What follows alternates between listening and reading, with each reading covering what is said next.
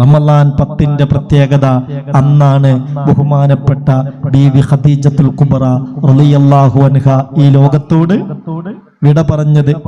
ഖദീജ ബീവിയോട് മുത്തുനബിക്കുള്ള സ്നേഹം എത്രയാണ്, ഖദീജ ബീവിയുടെ മഹത്വം എത്രയാണ്. മുത്തുനബിയിൽ മനുഷ്യരുടെ കൂട്ടത്തിൽ നിന്ന് ആദ്യം വിശ്വസിച്ചത് ഖദീജ ബീവിയാണ് റളിയല്ലാഹു അൻഹ. സിദ്ദീഖ് റളിയല്ലാഹു അൻഹുവിനേക്കാൾ മുമ്പ് ഇസ്ലാം സ്വീകരിച്ചത് ഖദീജ ബീവിയാണ് റളിയല്ലാഹു അൻഹ. വആമനത് ബി ഇദ് കഫറ ബിയന്നാസ്, എല്ലാ മനുഷ്യരും എന്നിൽ അവിശ്വാസികളായപ്പോൾ എന്നിൽ വിശ്വസിച്ചത് എൻ്റെ ഖദീജയാണെന്ന് മുഹമ്മദ് മുസ്തഫ സല്ലല്ലാഹു അലൈഹി വസല്ലമ തങ്ങൾ പറഞ്ഞിട്ടുണ്ട്, പഠിപ്പിച്ചിട്ടുണ്ട്. ഖദീജയുടെ പണം എനിക്ക് ഉപകാരപ്പെട്ടതുപോലെ ഭൂലോകത്ത് മറ്റൊരാളുടെയും പണം എനിക്ക് ഉപകാരപ്പെട്ടിട്ടില്ല എന്നും മുഹമ്മദ് മുസ്തഫ സല്ലല്ലാഹു അലൈഹി വസല്ലം. ആ ഹിറാ ഗുഹയിൽ നിന്ന് വഹ്യ് ലഭിച്ച് പരിഭ്രാന്തിയോടുകൂടെ വീട്ടിലേക്ക് തിരിച്ചു വന്ന മുത്തുനബിക്ക് താങ്ങായി, തണലായി, ആശ്വാസത്തിന്റെ വാക്കുമായി കൂടെയുണ്ടായിരുന്നത് ബീബി ഖദീജ റളിയല്ലാഹു അൻഹ. എന്തൊരിഷ്ടായിരുന്നു മുത്തുനബിക്ക്. ഖദീജ ബീവിയുള്ള ഘട്ടത്തിൽ മറ്റൊരു പെണ്ണിനെയും വിവാഹം ചെയ്തിട്ടില്ല മുഹമ്മദ് മുസ്തഫ സല്ലല്ലാഹു അലൈഹി വസല്ലം. റസൂലുള്ളാഹിന്റെ വൈവാഹിക ജീവിതം ആകെ 23 കൊല്ലാൻ. അതിൽ 12.5 കൊല്ലം ഖദീജ ബീവിയുടെ കൂടെ, മറ്റുള്ള 12.5 കൊല്ലം മറ്റുള്ള എല്ലാ ഭാര്യമാരുടെയും കൂടെ. ഖദീജ ബീവിയുടെ സ്ഥാനം എത്രയാണ്. വഫാത്തായപ്പോൾ എല്ലാ ദിവസവും ഖദീജ ബീവിയെ കുറിച്ച് റസൂലുള്ളാഹി പറയും, വല്ലാതെ പറയും. ഇടക്കിടക്ക് ആടിനെ വാങ്ങി അറുത്തിട്ട് അതിന്റെ മാംസം ഖദീജ ബീവിയുടെ കൂട്ടുകാരികൾക്ക് കൊടുത്തയക്കും മുഹമ്മദ് മുസ്തഫ സല്ലല്ലാഹു അലൈഹി വസല്ലം. ആയിഷ ബീവി റളിയല്ലാഹു അൻഹ പറയുന്നുണ്ട്, മാ ഗിർതു വലാ അഹദിൻ മിൻ നിസാഇൻ നബി സല്ലല്ലാഹു അലൈഹി വസല്ലം മാ ഗിർതു വലാ ഖദീജ ഫലം അറഹ. ഖദീജ ബീവിയോട് എനിക്കുണ്ടായ അത്ര ഈർഷ്യത, ആ ഒരു ഭാര്യമാർ തമ്മിലുണ്ടാകുന്ന ആ ഒരു പോരുണ്ടല്ലോ, അത് എനിക്ക് നബിയുടെ മറ്റൊരു ഭാര്യമാരോടും ഉണ്ടായിരുന്നില്ല. ആ ഒരു ചക്കുളത്തിപ്പോര് എനിക്ക് ഏറ്റവും കൂടുതൽ ഉണ്ടായിരുന്നത് ഖദീജ ബീവിയോടാണ്.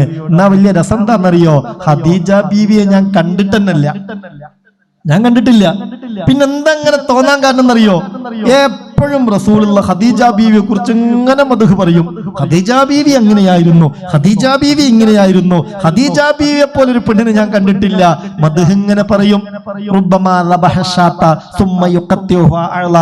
ഇടക്കിടക്ക് ആടിനെ വാങ്ങിയിട്ട് അറുത്തിട്ട് അത് കഷ്ണം കഷ്ണമാക്കി ഖദീജ ബീവിയുടെ കൂട്ടുകാരികൾക്ക് കൊടുത്തയക്കും.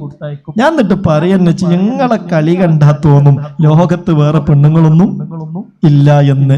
അത്രമേൽ മുത്തുനബിക്ക് പ്രിയപ്പെട്ടവരായിരുന്നു ബീവി ഖദീജ റളിയല്ലാഹു അൻഹ.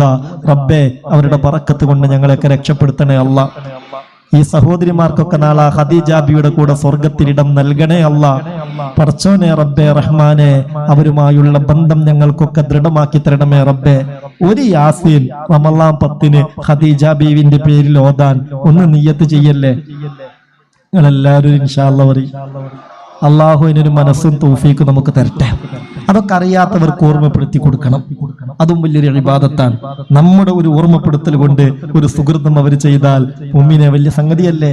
അള്ളാഹു നമ്മളോട് പറഞ്ഞ എന്താ, യാ അയ്യുഹല്ലദീന ആമനു തഖുല്ലാഹ വകൂനൂ മഅസ് സാദിഖീൻ.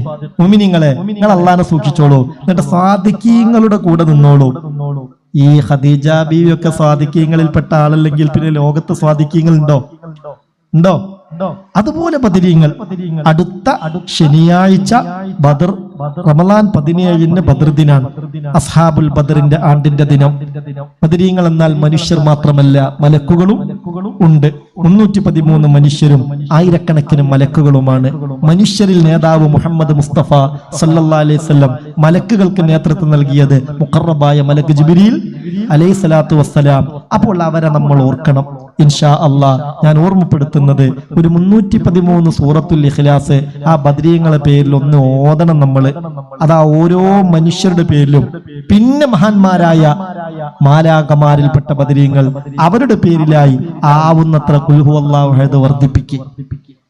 അന്ന് ഇൻഷാ അല്ലാഹ് അസ്ഹാബുൽ ബദറിന്റെ പേരിൽ പ്രത്യേകമായ ഒരു പ്രാർത്ഥനാ മജ്ലിസ് വിളയിൽ പറപ്പൂര് തീങ്കാനയിൽ വെച്ച് നടക്കും. ആയിരക്കണക്കിന് ആളുകൾ സംഗമിച്ച് ബദരീങ്ങളുടെ മൗലീദൊക്കെ ചൊല്ലി അവരിൽ അങ്ങ് ലയിച്ചു ചേർന്ന് അവരുടെ ആ ഒരു സ്പർശനവും തലോടലും ഏറ്റ് ഈമാന്റെ കരുത്ത് നമുക്ക് കിട്ടണം, രോഗങ്ങൾക്ക് ശമനം കിട്ടണം, ബദരീങ്ങളിൽപ്പെട്ട മലക്കുകളും അവിടെ ഇറങ്ങണം. അള്ളാഹു തൗഫീക്ക് തരട്ടെ.